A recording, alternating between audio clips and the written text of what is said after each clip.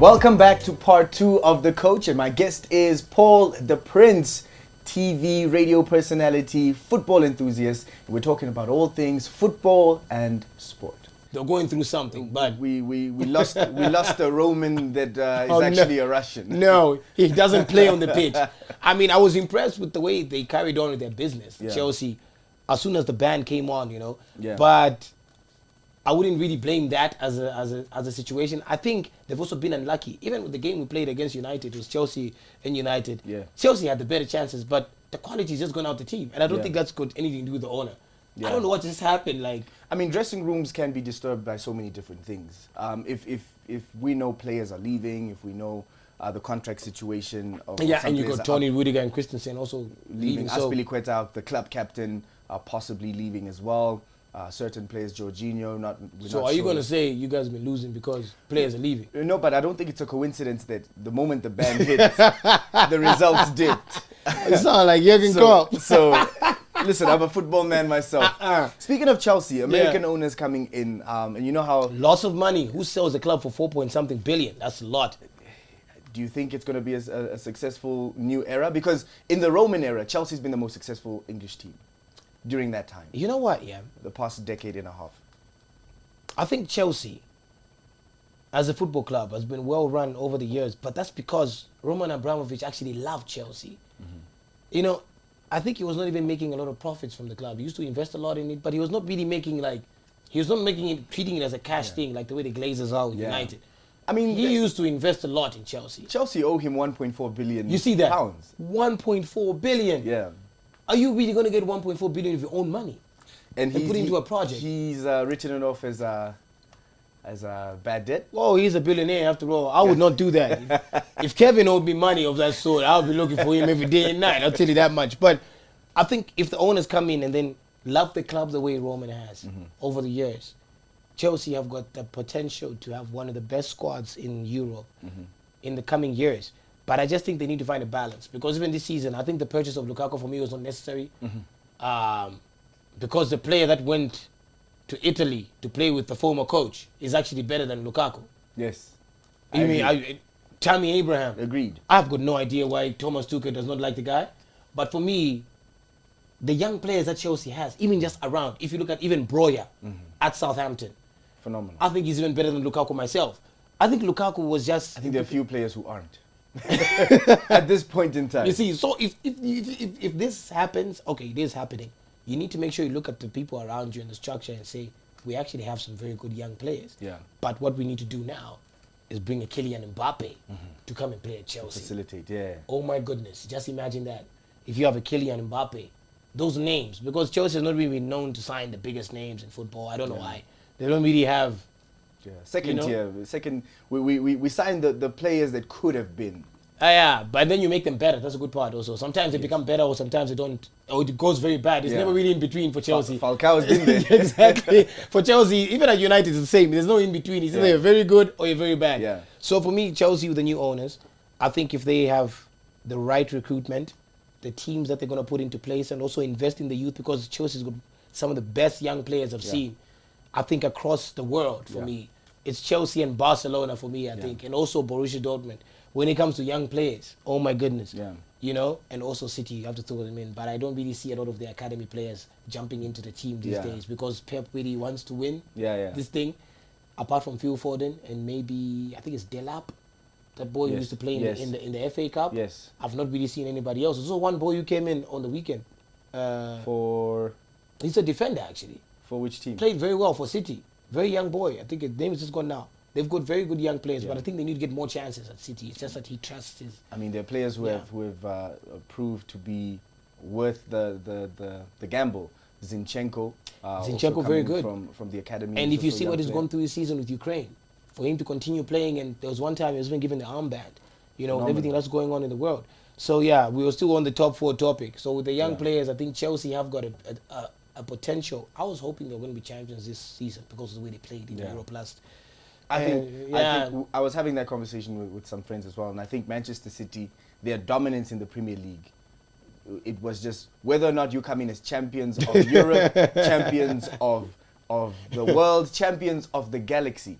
Manchester City reign supreme in the Premier League. That's the problem, and it looks like it's not going to slow down anytime soon. I feel like they're going to catch up with United. We've got, what, 13 Premier League titles? They will catch up. And they've got how many now? They've got 6, right? They're going on 6 now. They're going on 6 now. That's crazy. Just look at that. And they only started winning these things in like 2011. Somewhere there. So 2020, the 2011 season, you're right. Imagine that. You're right.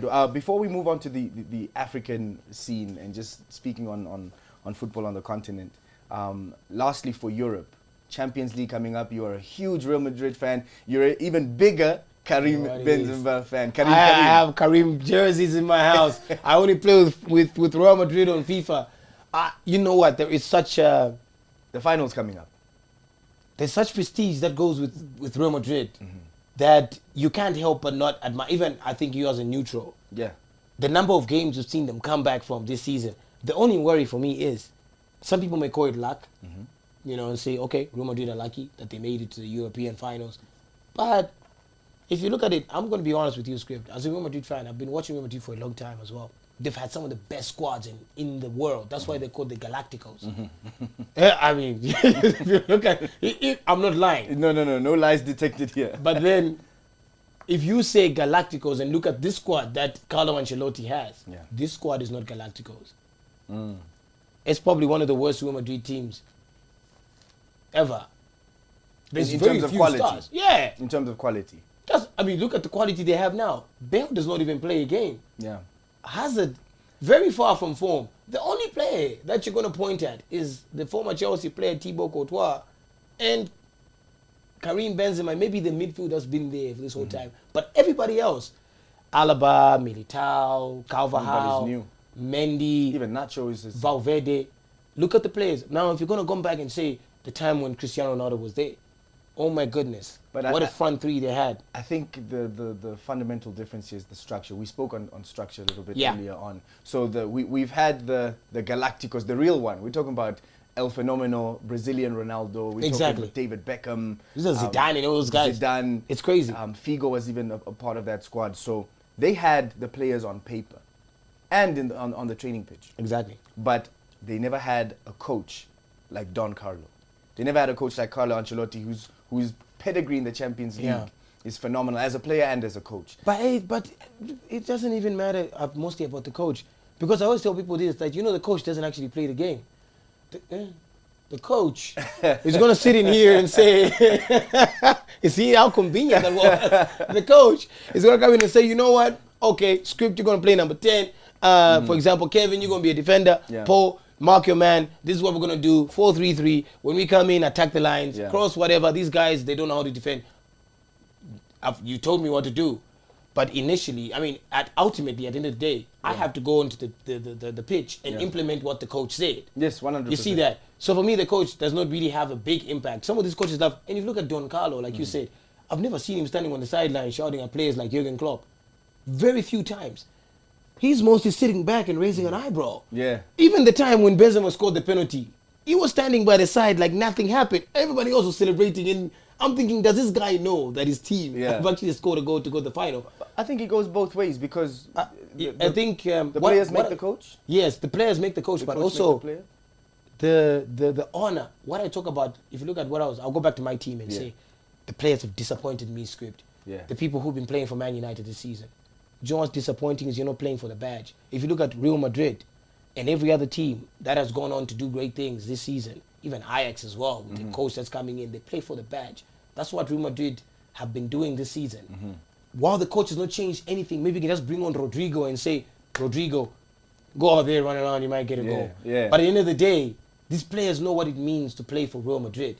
So even in the final, why I like this game is because it's a once-off. 90 minutes.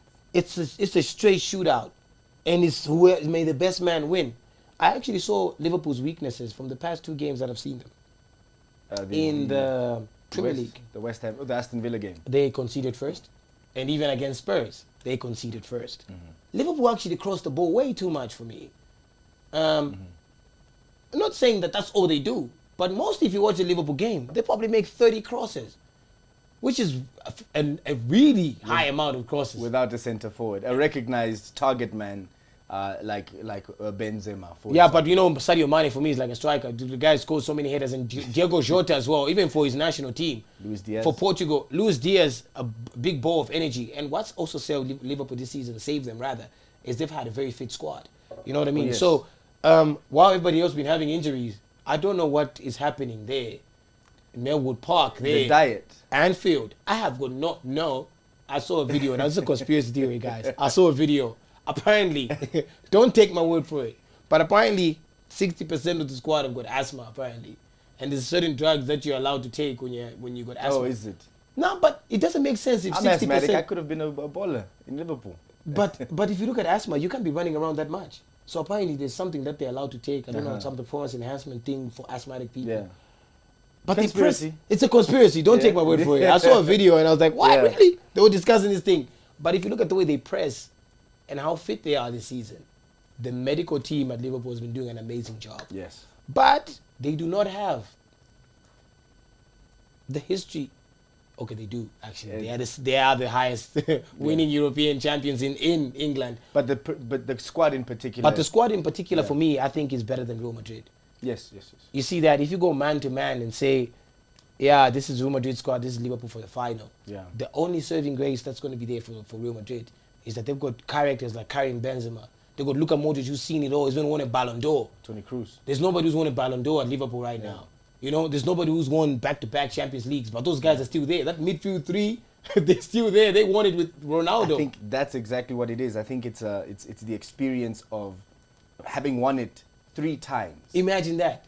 Back-to-back. In recent years. And you have players, I mean, Liverpool won it for sure, but then they won it in weird circumstances. It was COVID, not to say that they didn't deserve the win. I think they really did. They played phenomenal football. Yeah. But Real Madrid, even the game against Chelsea, the last game now against Manchester City, it was nothing but experience. You can see that. And a belief that this is the Champions League and anything can happen. And you're right, it comes down to playing for the badge. I play for the badge because the coach can tell you anything. Yeah. But if you don't go out there and run around and try and find something, and that's why I love football, man. I think there's no sport I watch more than football, because it's only in football where you're going to see something like that happen, like especially the one against Man City. Yeah. Even the Chelsea one. I mean, we were so outplayed, and that time we were at home.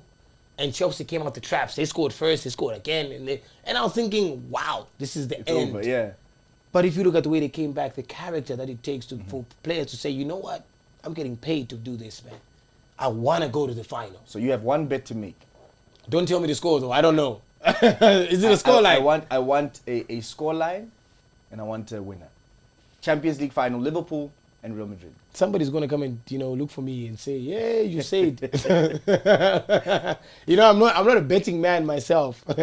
I'm not good at predictions, but it's going to be fascinating. I can't wait for the 28th of May. I am going for a 2-1 Real Madrid win. 2-1 Real Madrid. 2-1 Real Madrid win. In extra time? Most finals go to extra time, and I hope not. But I can see it panning out that way. I can see a 1-1 in normal time, and maybe. But I'm hoping a 2-1 Real Madrid win, and this is hope, by the way. Don't say I say it. Yeah. Real Madrid 2-1, and we carry the 14th one. Yeah, and that is obviously for Europe. We're moving on to the African continent. Come on, our Sundowns, baby. There are some phenomenal players on the continent right now. You were speaking of Benzema, he has Moroccan descent. Yeah. Am I correct? He is. And the AFCON tournament for the women's game is coming up in Morocco. Do you follow the women's game at all? No, I actually don't follow the women's game a lot, but I did see a story where they were complaining about the venue for it. That was actually a strange thing for me anyway. But I don't know why they don't want to have it there. Is it the facilities? Is it a case of the stadium not being up to par? Independence Stadium. Government do something about that. We need to fix these football pitches. Yeah. Because I mean we have the likes of Zanata Coleman who's doing phenomenal things.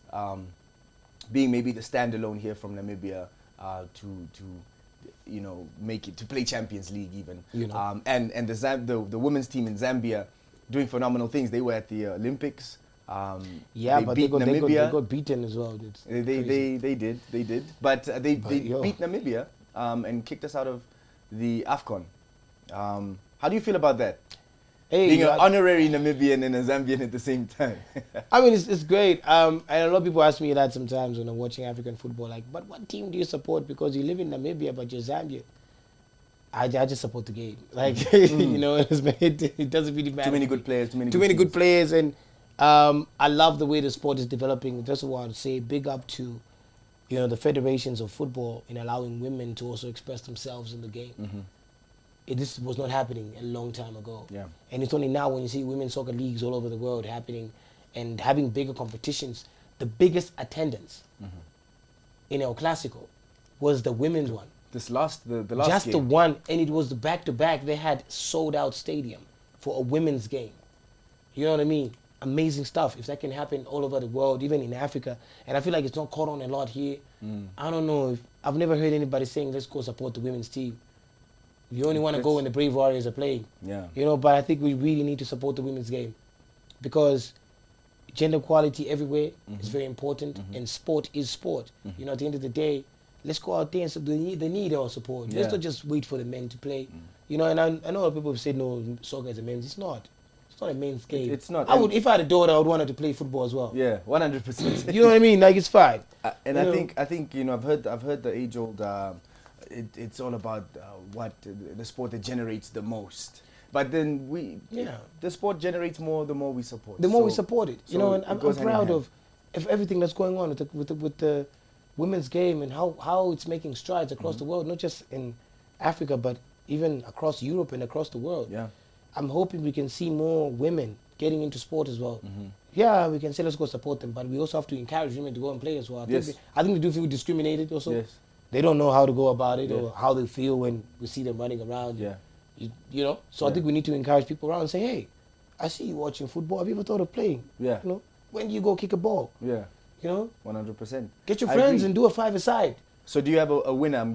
I know you're not the octopus that had to predict the World Cup final here, but I'm putting you on the spot. AFCON winner for the women's game? Yo, that was a bit tough though. For the women's game, I can't predict because I haven't even seen one game. I just predict the stuff that I see. Yeah. You know, and I think I've not had a chance to watch the games. So if you let me see one. Safe bet, go with Zambia. Or Banyana. Let me go with South Africa. South Africa. 100%. South Africa, yeah. And just sticking on the continent now, obviously we can't speak on Namibian football because we haven't had a league and it's been tearing my heart apart, but things out of our control. We do have national team games. The Brave Warriors have been in action, and they're Namibian ballers who are doing phenomenal things, the likes of Rian Hanamub, Lloyd Kadapwa, you know, Marcel Papama, the players that play out of the country. But of course, the highlights, the creme de la creme right now in terms of Namibian football, it's Dion Hotto and Peter Shadulile. So Peter Shadulile, I was actually on a video call with him last night. How is he doing? He's doing great. I don't know if I should say this. He loves Call of Duty. I always ask him, like, we play Call of Duty. We get have a WhatsApp group. So you guys play Call of Duty all through the night, and then he wakes up. I was asking him the same thing. No, but wait. I hope his coach is not watching this. Coach, I think we don't play through the night. Yeah, we do like 1 hour. I think he's an untouchable player at Sundowns right now. I think you know what, he's earned it. I wouldn't say he's untouchable, but I love his work ethic. I mean, I'm not speaking this just because he's my friend. Even before I actually met him. You know how we met actually the first time was I was at Supersport. It should be last year. Yes. I was at Supersport. Johannesburg. Yes, in Johannesburg. And then he came, and that time they had just won the league. Because you know, they keep doing this back-to-back thing. They had just won the league and they were about to have an interview. And I saw him, I'm like, oh my God, Peter Shadulile. You know, and then I took a snap with him. He's like, how's it going? He actually knew me as well. I don't know how. Yeah. Excuse me, but Paul, I don't know. I don't think you know this, but you're kind of famous. But the guy lives in South Africa. You know what I mean? He knew me and says, no, let's take a picture. What, you know? And then from there on, we clicked and whatever, you know, and then he would exchange numbers. But I love the way he works. I've seen the guy get up so early and do his thing and put in the training. But when you watch the guy play, I mean, this guy's got the potential to make it even in Europe. I'm actually hoping he gets signed there. Because I already have Zambian players in the Premier League. Yeah, Patson Daka and Enoch Mwepu. And if you look at the way those guys played, even against the big teams, he scored a fantastic goal against Liverpool. Yes. You know what I mean? And even against, I think it was Brighton versus Spurs, if I'm not mistaken. Was it Arsenal? It was Arsenal. Arsenal, actually. Where Mwepu scored. Yeah, Mwepu scored another one. Yes. Patson Daka as well, when he just came on. Fantastic in the Premier League. I want to see Namibian players as well. And there's nobody that I want to see first than Peter Shalulile. Yeah. Imagine him just signing for, Watford. No. They're coming up. Yeah, I don't know Watford. Newcastle. You want him to get the oil money. He didn't get the money. I mean, I want to go to Watford and fight for relegation. I want him to go play with Kieran Trippier. If Peter Shalulile signs for Newcastle, he's paying for all the dinners from now on. Even when he came, we forced him to pay for lunch last time we went to Grosmore. So I saw a stat on Peter Shalulile just to stick with the greatness that he's been showing the PSL. Yeah. 65 goal involvement in 80 games. My brother. The numbers are extraordinary. The numbers are phenomenal. 50 of them are goals, 15 of them are assists. He's heading for a record in the PSL. Do you know which one that is? No. The goal scoring record. I know he was the first player to score. So 25 league goals is the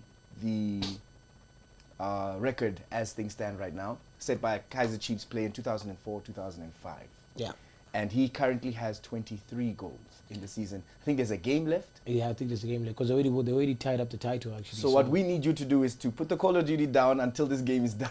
Yeah, and you know what? I don't even think it even affects him in any slightest, because one time he called me at 11 p.m. and he was going to play a game in Angola. Mm-hmm.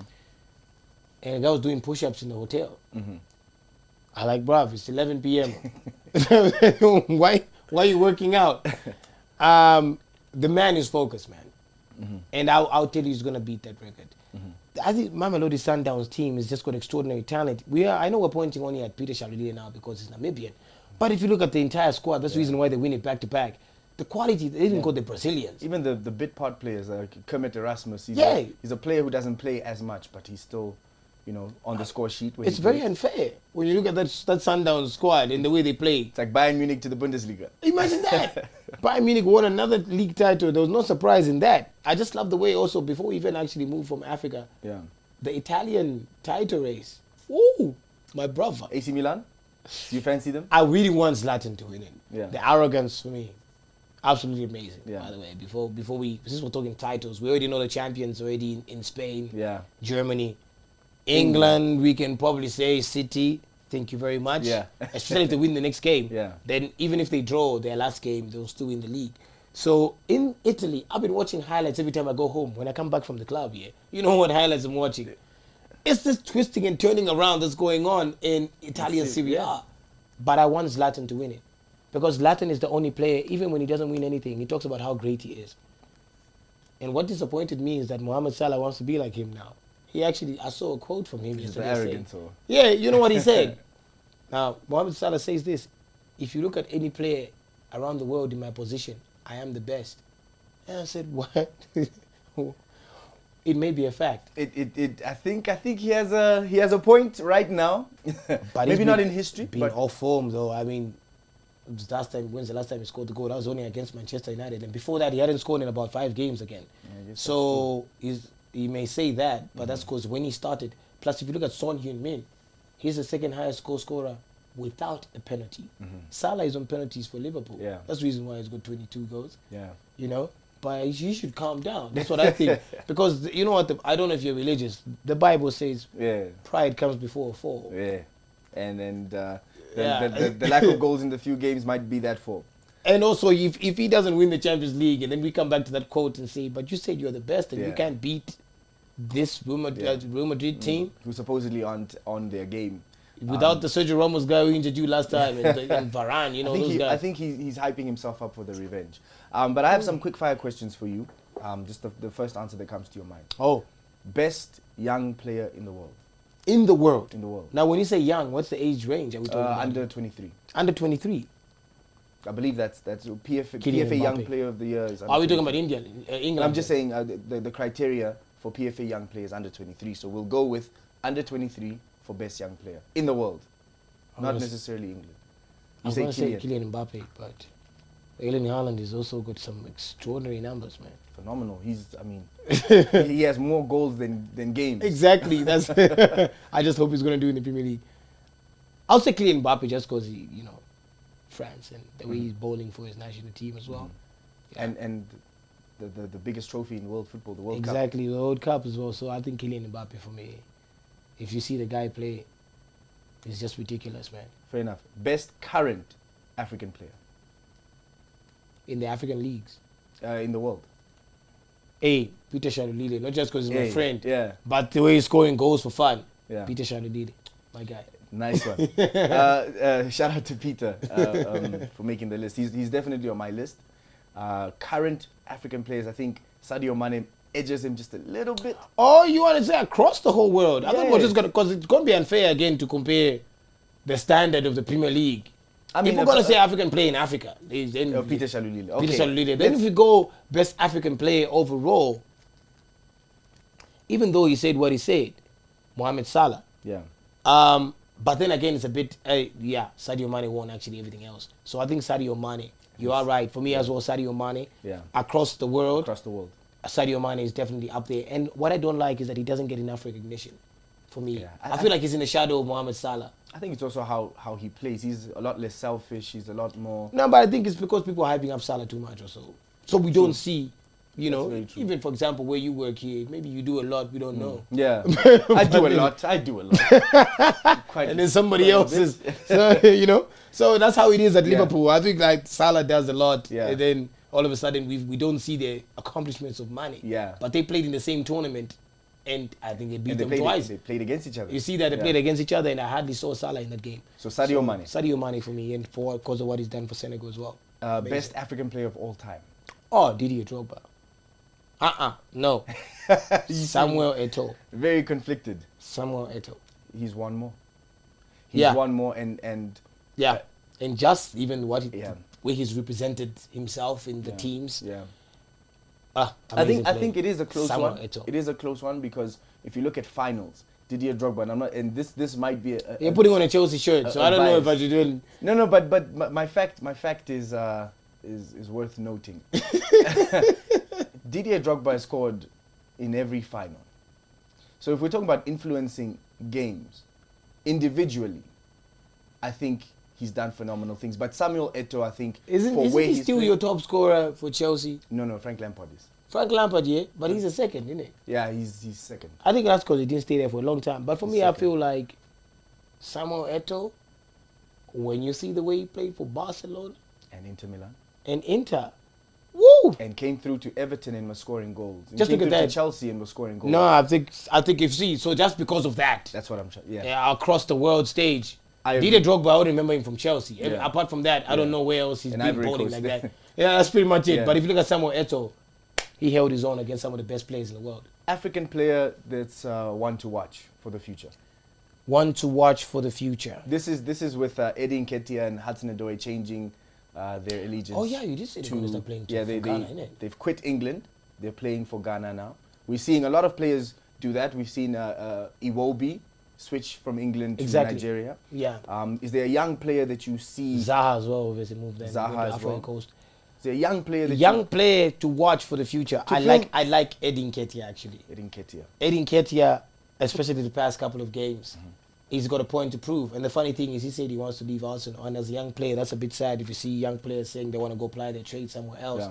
But maybe he'll change his mind if they do happen to qualify for Europe because they are in pole position. It's theirs to lose because they're sitting in that position right now. So I think Eddie Nketiah, just because of the way he's been playing. I mean, I think you mentioned someone like Naby Keita. I don't really see the hype a lot about the guy. He's good, but he's not... I don't watch him in a game and say, wow. It's not influential. Yeah, it's not influential, you know. But Eddie Nketiah, he's leading a line for a team that's fighting for top 4. Yeah. And he's holding his own, keeping Lacazette on the bench. Yes. And this is somebody who's, like, even in my fantasy team, I'd rather have Lacazette than have Nketiah. Had Aubameyang sold. Imagine that. He had Aubameyang sold. Yeah. So I think Eddie Nketiah, just for the game. But also, Hudson-Odoi has not been playing recently. Yeah. I don't know why. Injuries. Yeah, it could be that. And also, he also gets injured a lot. So for me, Eddie Nketiah, just because of his consistency and his output for goals now, one to watch for the future. Eddie Nketiah it is. And last one, do you think that City will reach 10 Premier League titles by 2029? I say 2029 because... That's enough time, they will. I mean, if they're getting on 6 now, they only need 4 more. Do you think they can win 4 in a row? Have you seen the guy they just bought? We just talked about the guy they just bought. Now he's got more goals than games. I mean, Liverpool is always in the conversation. Chelsea can always surprise. I mean, Chelsea dips out, comes back, wins a title. I know that's the jersey you're wearing, but let's just be honest, my brother. If you look at the level of football that those two guys play up there, you know what? I was telling my friend this. The funny thing is this fixture, Liverpool versus Man City. From the first time I came, even when I came down to Namibia, that's actually the only fixture I was actually looking forward to seeing in the game. The time they had Sturridge and all these players, Sturridge, and Aguero on the other side. If you just look at, do me a favor when you go home and look at like 2013, 14 games between Liverpool and Man City, and even 15, 16. This game has always had so many goals in it. Yeah. And that's why they are where they are now, because they've always played attacking football. So I think for me, yeah, man, the City will, because they keep buying quality, and if Kevin De Bruyne keeps playing out of his skin like this, it's a scary thought, man. Like, when are we gonna get a chance? You know? And I think the only way you're gonna win this league is if other teams start beating these two teams. Yeah.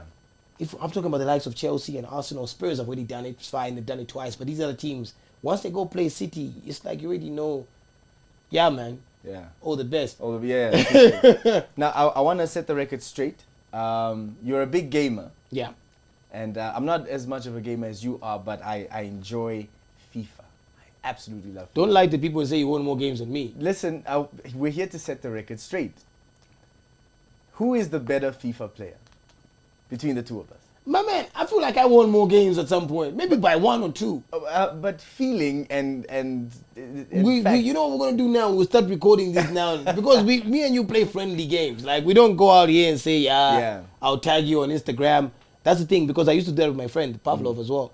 He used to lie to people saying he beats me all the time. So you know what I did? I got a whiteboard marker in my house and I put his name on one side and mine on the other one. So we can start doing that. Up. Yeah, we'll start ticking that. Then you can keep the record. But for now, what we put behind, I guess we're playing friendlies. Okay. Next time we play now, we're going to be playing for the title. FIFA with Paul is one of the most competitive things, and I compete quite a lot. I play basketball, I play football.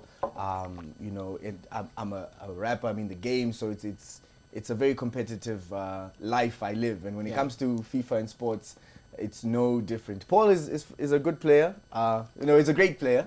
He's a great player. I thought you about to lie to people and say he's not good. But I just need you to look into the camera and let people know that Skrypt. No, Skrypt is a good FIFA player. I'll tell you that much. Play some high pressure football. Imagine Liverpool on steroids. Yeah, that's how he presses with his team. But I like the way you play. I mean, you know the game. That's why it's good to play with you as well. You know the tactics, player positioning. That's fine. Other people just launch the game and don't do anything. No. You know what I mean? So that's good. So that's why I enjoy playing FIFA with you. Other people, So we have it on record. We're going to start tallying these things. We'll start tallying these things and we'll bring it to 99 FM. In fact, maybe we'll come and connect to this TV here. We'll come to the coach and play a game of FIFA, maybe best out of 3, and we'll add it to your entertainment. But Paul the Prince on the coach, thank you so much for joining me, my brother. Pleasure, don't mind. It was nice discussing football and everything about it. It was, you know. Now let's look forward to the Champions League final, since the other team is disappointing. 2-1 to Real Madrid, Paul says. And what is your... I know it's your show. Yeah. So what are you thinking? I think my prediction, it's going to go to penalties. And we've seen Liverpool players choke under pressure. For penalties.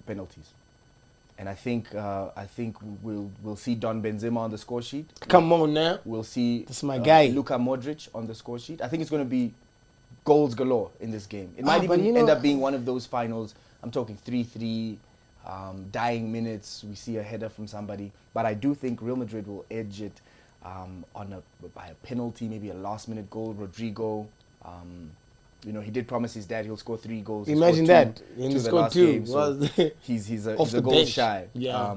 I think Real Madrid might edge it. And I would prefer they edge it because Liverpool fans... yeah, that's what I'm saying. Give it to us, Real Madrid. We are more chill. You don't see us in these streets talking bunch of stuff. Thank you so much, Paul the Prince, for appearing on The Coach, where we talk about all things football, the failures, the successes, the good, the bad, the ugly, and the FIFA games, which will now be on record. This is Skrypt. Bring back Namibian football.